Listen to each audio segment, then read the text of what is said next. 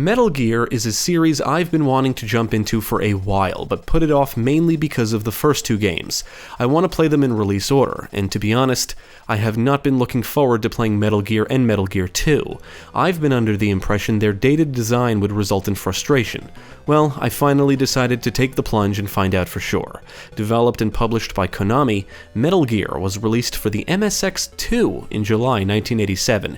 A reworked version was released for the NES in December of that same year, and because of all the changes made to this version, the internet tells me it is not considered part of the Metal Gear canon. The MSX2 version was included in Metal Gear Solid 3 Subsistence and in the HD edition. This version was also released for Wii Virtual Console and PC via GOG. I played the version from the HD edition for Xbox 360 on a Series X. This review will contain some spoilers, so if you're sensitive to spoilers, now is the time to stop watching. You have been warned. Now let's take a look at Metal Gear and see what it's all about.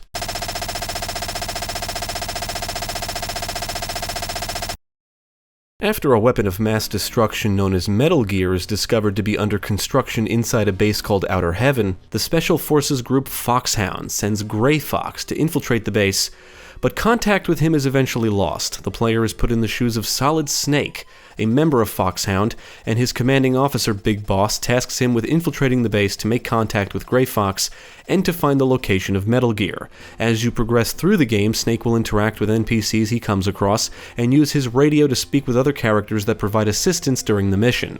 I do think the plot is one of the better aspects of the game, and it is important to interact with characters so you know exactly what to do and where to go.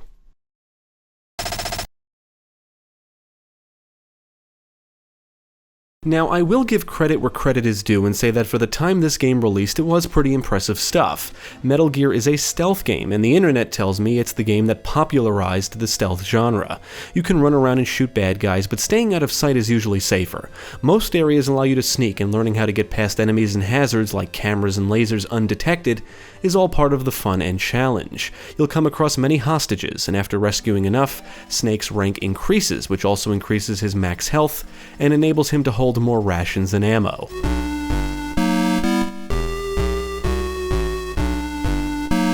By today's standards, the stealth mechanics in this game are very simple and straightforward. How to stay out of sight is usually pretty obvious, but you may need to study enemy patrol patterns from time to time. Enemies do patrol along specific paths, and most do respawn once you leave an area. They can only spot Snake if he's in their line of sight, so if you take the correct routes, you can get pretty close to them without them ever seeing you. Snake can perform a punch attack and even silently dispatch foes with a few punches. There are some areas that basically force you into hostile situations, as in you'll be spotted no matter what, but most of the time you have the option to sneak around.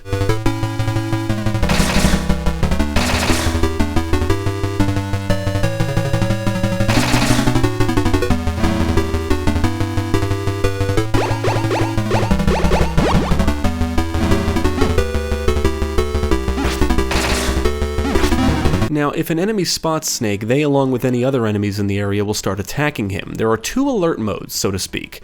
If one exclamation point is seen above an enemy's head, all enemies in the area will attack Snake, but he can simply leave the area to escape. If two exclamation points appear above an enemy's head, reinforcements will arrive from off-screen, and Snake can only escape by eliminating all foes, going outdoors, entering an elevator, or entering a boss area. Honestly, for the time this released, I can see how all these stealth mechanics were pretty innovative and cool for the time, even if they can lead to some frustration now. For example, there's no map, so you better study the environments as you go, because if enemies are on high alert and you're out of ammo and or out of rations which replenish health, escaping can be a real pain in the ass.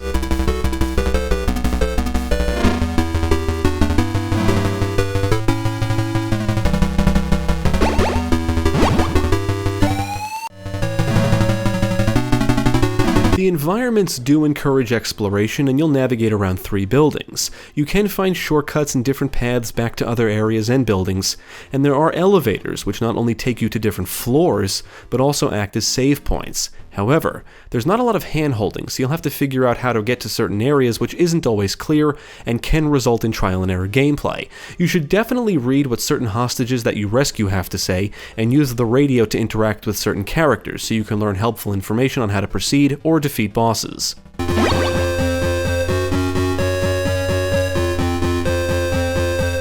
If you've never played Metal Gear before or decide not to use a guide, you may find yourself backtracking through areas frequently, and there are several things about this game I just don't like, which I'm attributing to its dated design. Some of it is just quality of life stuff.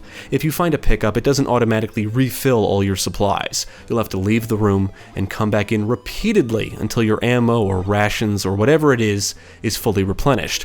Furthermore, the game only saves at elevators, so you can lose progress if you don't backtrack to an elevator.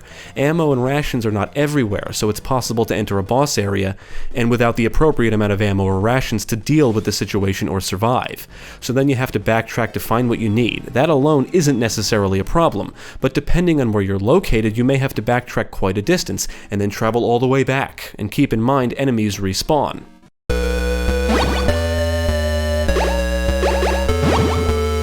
Now, I really don't care for how the game handles items and weapons. It's actually pretty terrible. You can only equip one item and one weapon. You will need to find key cards and items to progress through certain areas and to gain access to certain rooms and areas. There are numerous key cards to collect, all of which open specific doors. Of course, there's nothing on the doors to identify what cards they require, nor do they remain unlocked once you've passed through them. Furthermore, some areas will require you to endanger yourself just to open a door. Yeah, check this out. There are gas rooms you'll have to get through, meaning you need the gas mask equipped to get through them without taking damage.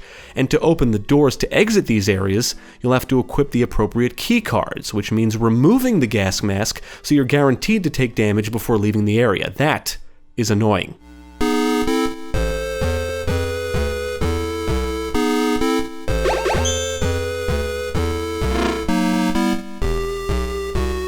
There are several weapons in the game, including a handgun, submachine gun, rocket launcher, mines, RC missiles, and plastic explosives.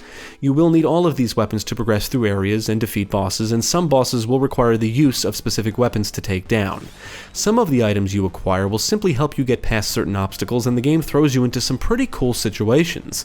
At least I think so for a game released in 1987. You can equip infrared goggles to see and avoid lasers, use the mine detector to see landmines, and enter a cardboard box to sneak past cameras and enemies. You'll even have to wear an enemy uniform to trick guards into letting you through a door. But you know what's not cool? When you enter a gas room with landmines, meaning the game is encouraging you to switch between the gas mask and mine detector. I just think that's terrible design.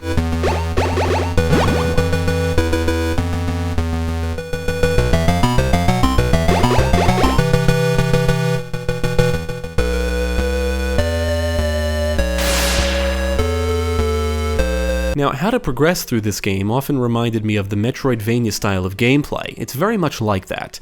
You're free to explore the environments and will have to find specific items to progress.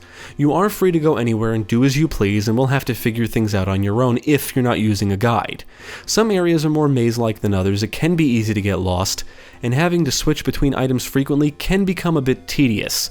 Even worse is when you come back to previously explored areas and have to switch between the numerous key cards because you simply don't remember which ones opened which doors. Shit like that can be a nuisance, especially if you're under attack. Progression will require a mix of patience and memorization.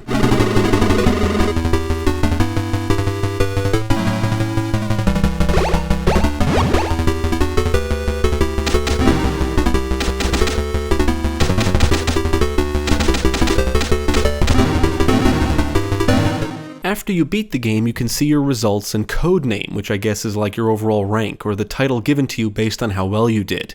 This does give the player an incentive to replay. I only beat the game once, but according to the internet, the best code name is earned by completing the game as fast as possible and basically being as sneaky as possible and not killing any humans among meeting some other specific requirements. Beating the game unlocks the boss survival mode. In this mode, you choose the difficulty and then must proceed to fight all the bosses. And you are given a code name based on your performance, which includes the difficulty, finishing time, and rations used.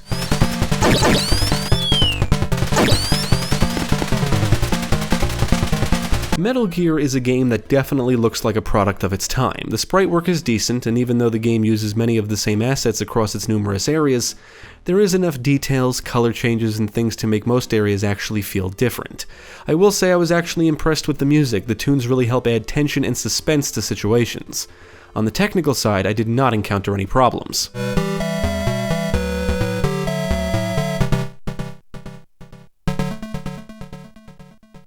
Metal Gear is exactly what I expected it to be, a stealth game with dated design resulting in frustration at times, but I do think it was impressive for its time, and can see why it was influential. I definitely consider it to be a landmark title in the stealth genre. Playing it now, the stealth stuff comes across as simple but mostly works, even if some of the design choices just did not age well. If you don't pay attention and communicate with characters through the radio, you can easily get stuck. The gameplay can be trial and error, and getting through some areas can be tedious. Once I got the mechanics down and understood how the game actually flows, I was able to get into the groove of things pretty easily. Much of the challenge comes from figuring out how to overcome certain obstacles and hurdles. Metal Gear is not a game that holds your hand but does encourage exploration and offers incentives to replay.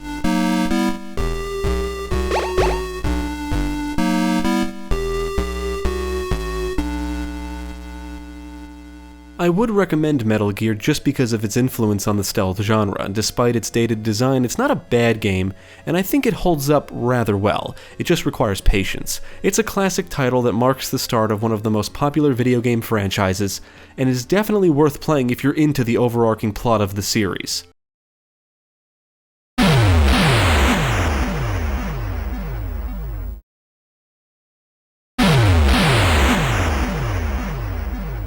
Thank you for watching. If you enjoyed this video, check out the rest of our channel, follow us at the links below, and you can also support us on Patreon. If you're interested in more gaming content, check out our friends over at Gamecast.